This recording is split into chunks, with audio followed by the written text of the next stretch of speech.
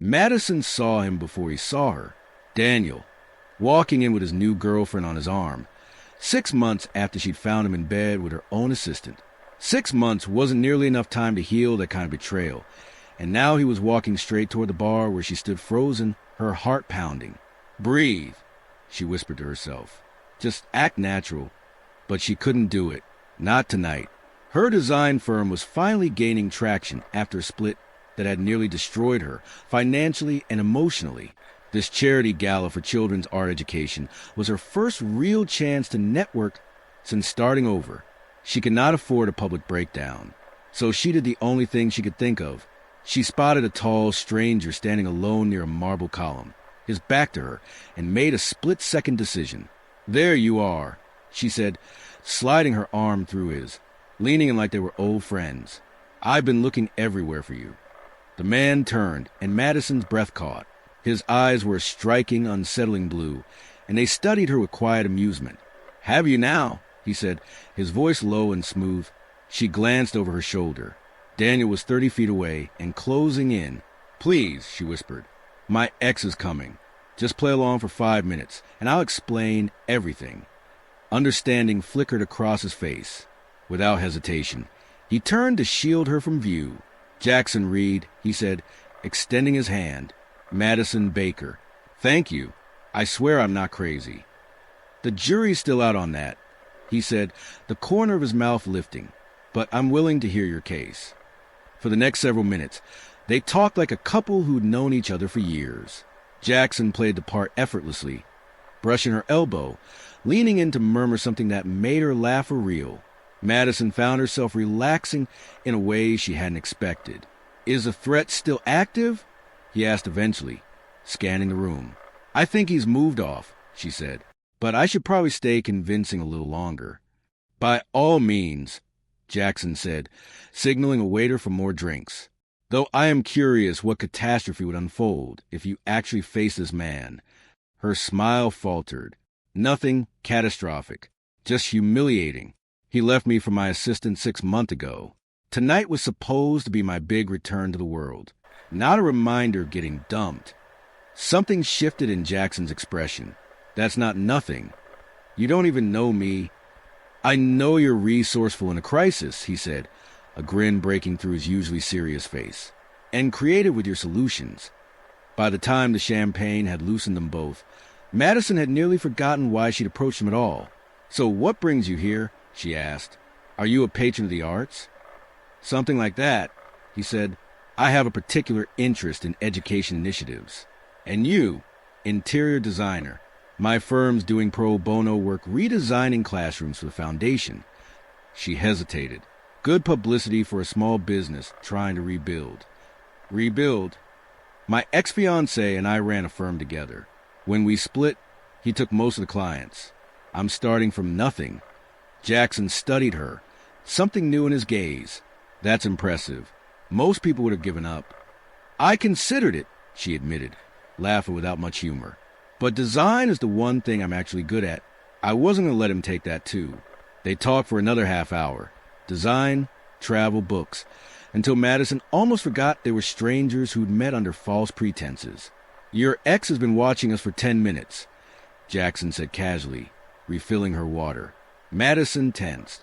"Don't look. He doesn't seem pleased." Jackson's hand settled at the small of her back, protective, not presumptuous. "Good," she said, with more confidence than she felt. Maybe now he knows what it feels like to watch someone else.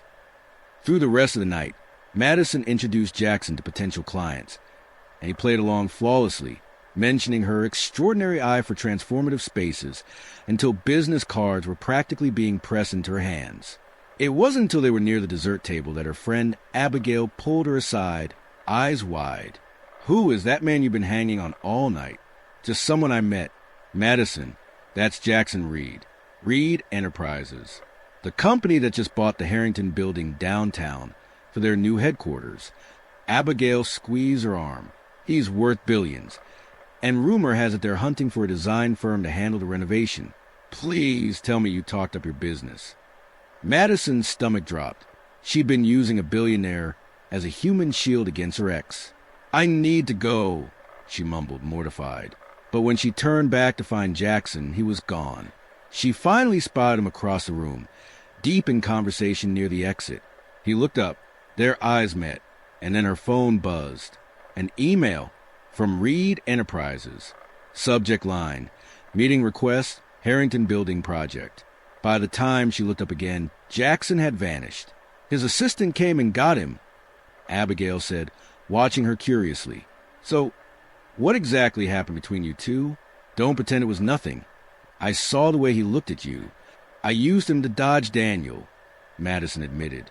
And now I've been summoned to his office tomorrow morning. You used one of the most powerful men in the city as a human shield? I didn't know who he was. That email came awfully fast, Abigail said, smirking. I think you made quite an impression. Madison barely slept that night, cycling between anxiety and disbelief. Certain Jackson Reed was about to publicly humiliate her for the stunt she pulled. By morning, she'd rehearsed her pitch a dozen times and changed outfits 4 times before settling on a navy suit that projected far more confidence than she felt. Reed Enterprises occupied the top 10 floors of a glass tower downtown.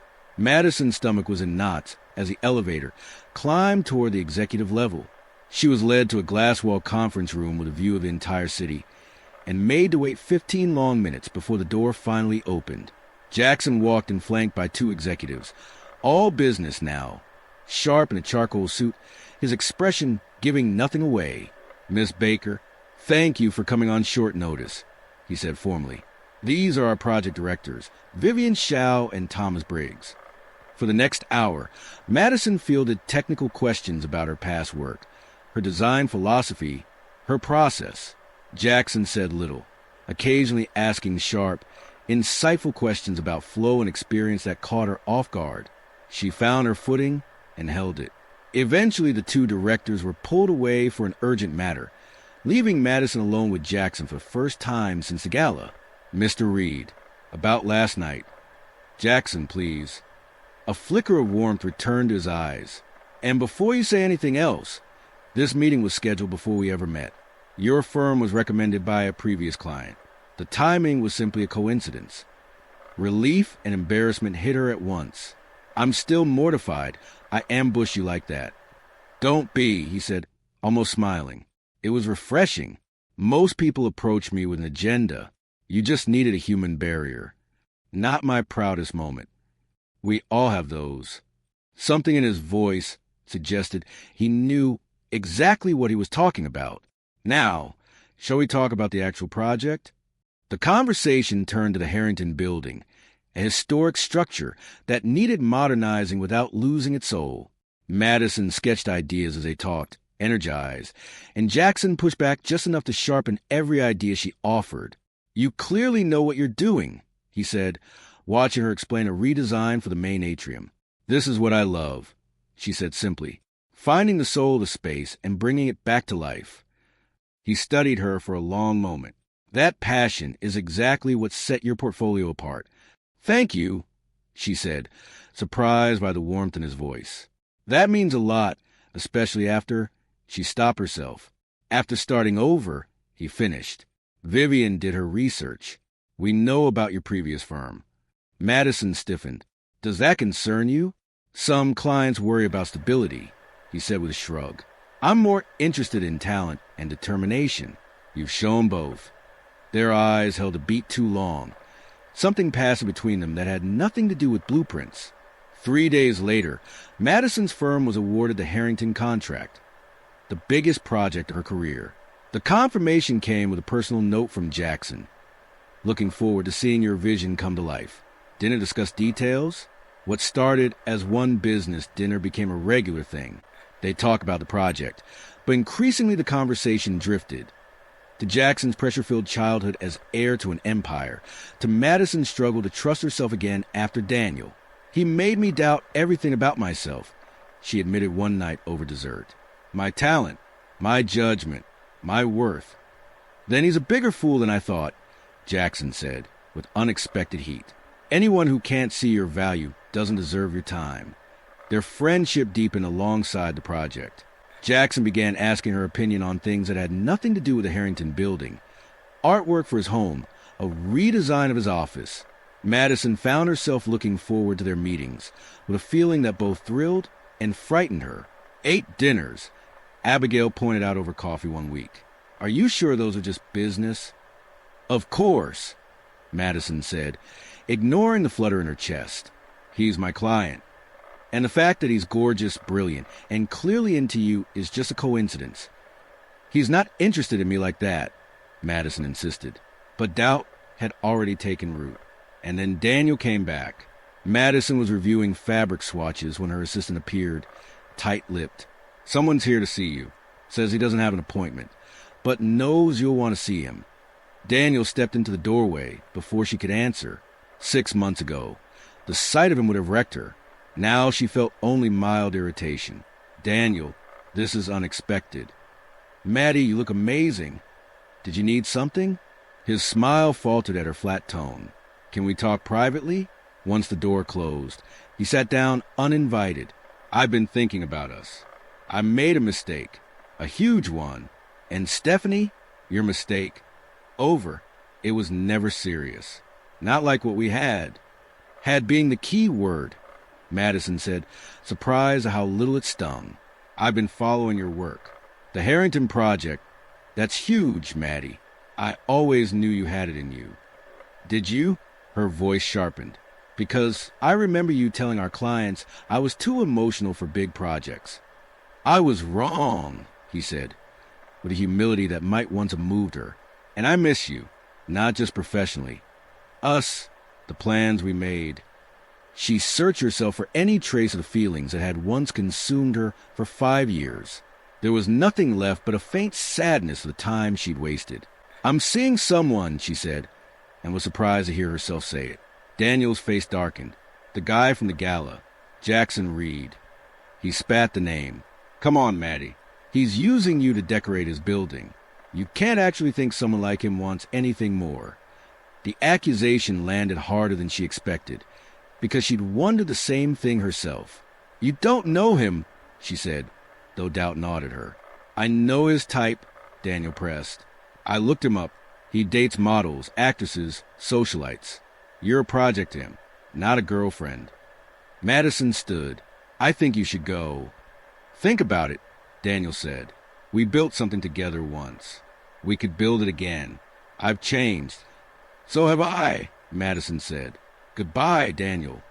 After he left, his words wouldn't leave her alone. What did Jackson actually want from her? Their relationship had clearly become something more than professional, but neither of them had said it out loud. Maybe she'd misread everything. That afternoon, she had a scheduled walkthrough at the Harrington building. The renovation was taking shape exactly as she'd envisioned. Walls opened up, original details restored, light pouring through every space she designed. Normally, it filled her with pride. Today, all she felt was doubt. Jackson was waiting in the unfinished lobby, deep in conversation with construction manager. He smiled the moment he saw her. Now you look troubled, he said immediately, brow furrowing. Just a long morning, she deflected. He let it go, but his eyes lingered. They moved through the walkthrough professionally, Madison hyper-aware of every interaction now. Was she just another acquisition to him? A project before he moved on to the next one? You've been quiet today, Jackson said later, reviewing plans in the site office. Something on your mind? Daniel came to see me this morning. Jackson's expression stayed neutral, but his shoulders tensed. The ex. What did he want to get back together? I think he believes what we had is worth saving. And what do you think? I think it's too late, she said honestly. But he said something that's been bothering me.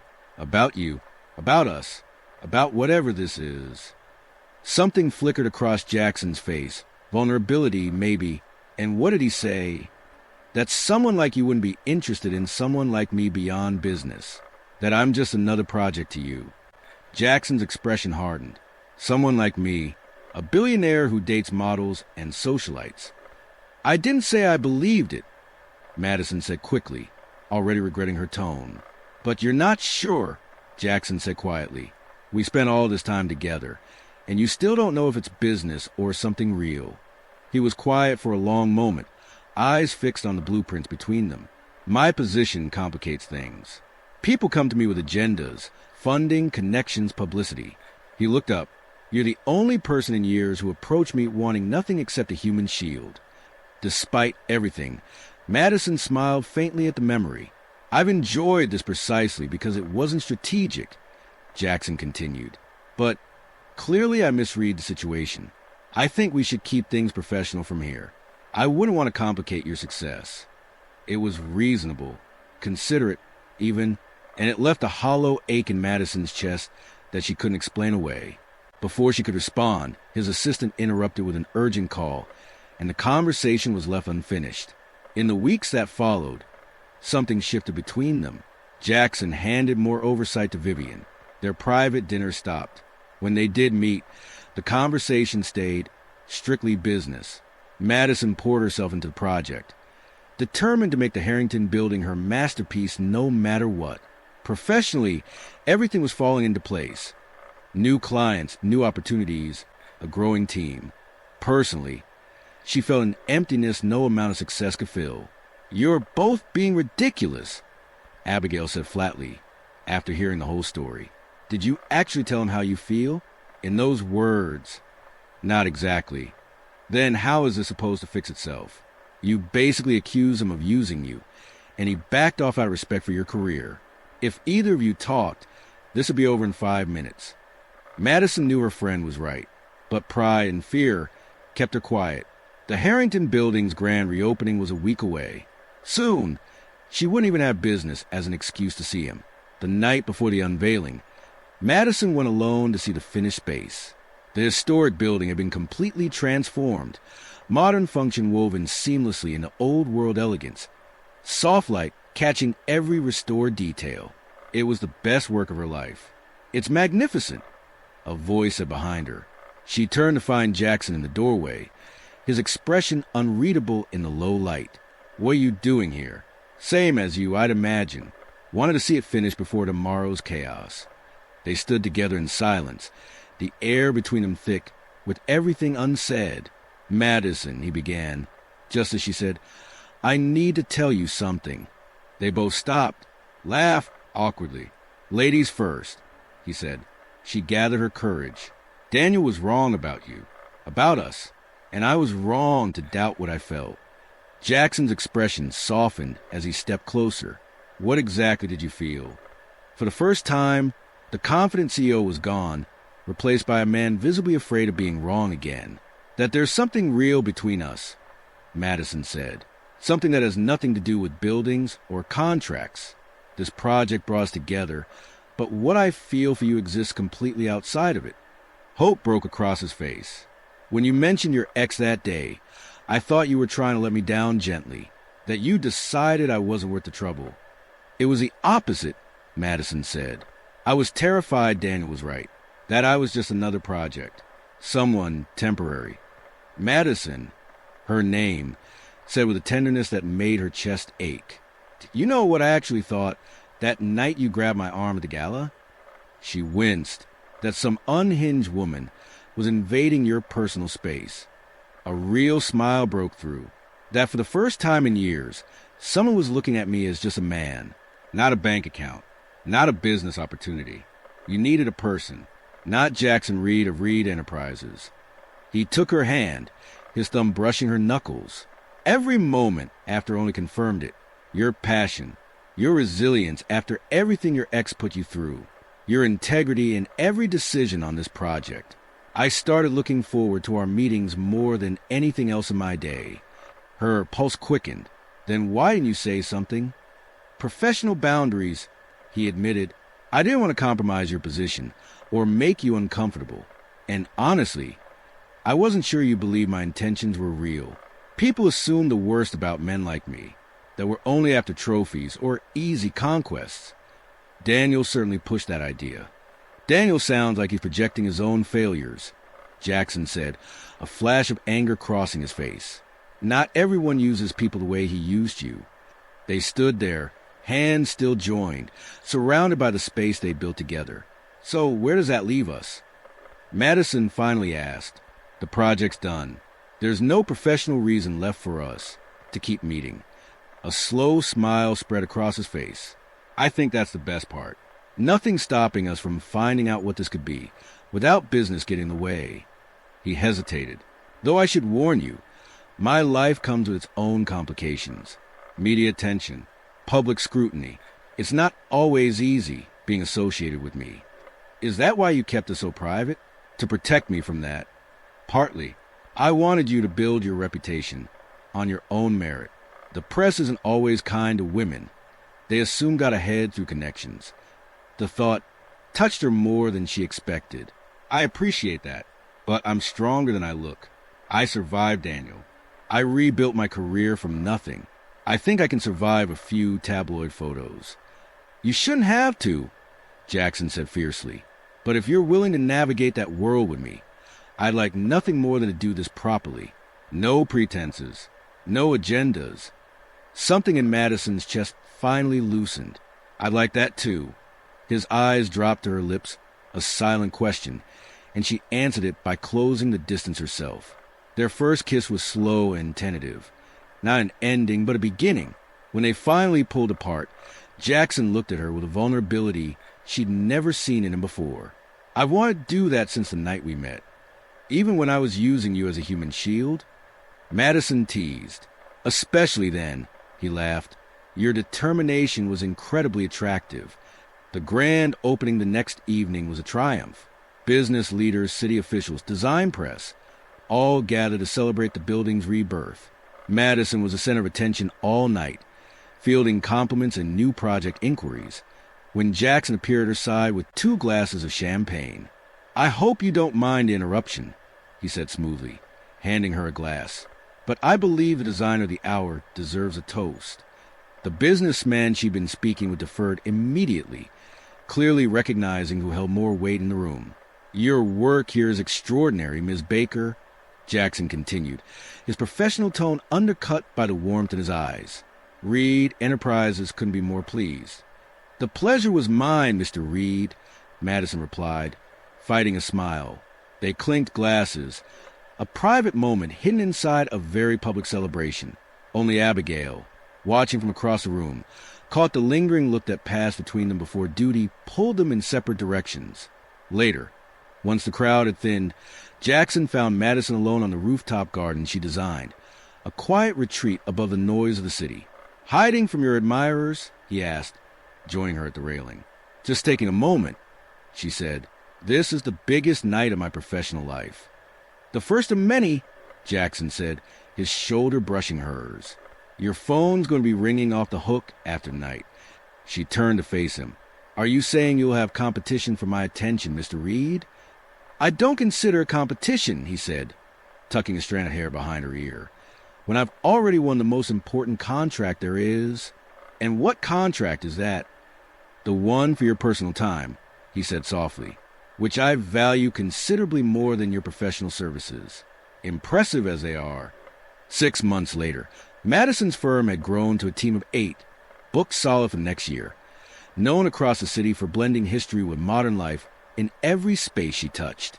Her personal life had transformed just as dramatically. Dating Jackson Reed meant a level of scrutiny she'd never known. Their relationship splashed across business journals and gossip columns alike.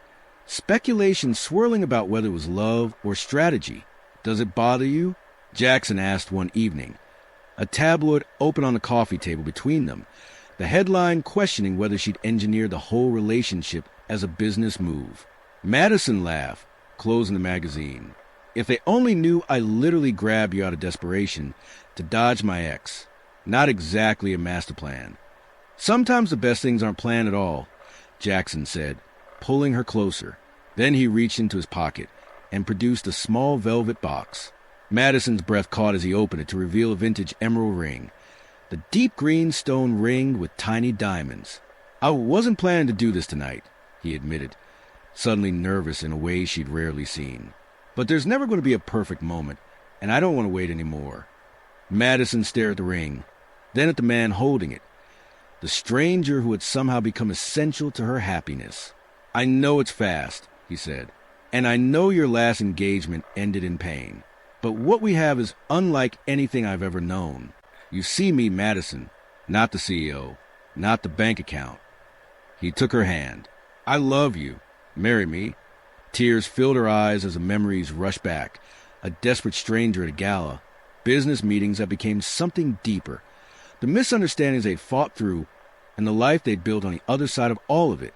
Yes, she whispered. Yes, I'll marry you. As Jackson slipped the ring onto her finger, Madison couldn't help but marvel at how one desperate attempt to escape her past had led her, without warning, straight into her future. Sometimes the biggest moments in life start with the smallest, most unplanned ones, like grabbing a stranger's arm at a party, never knowing you become the one person you couldn't imagine living without.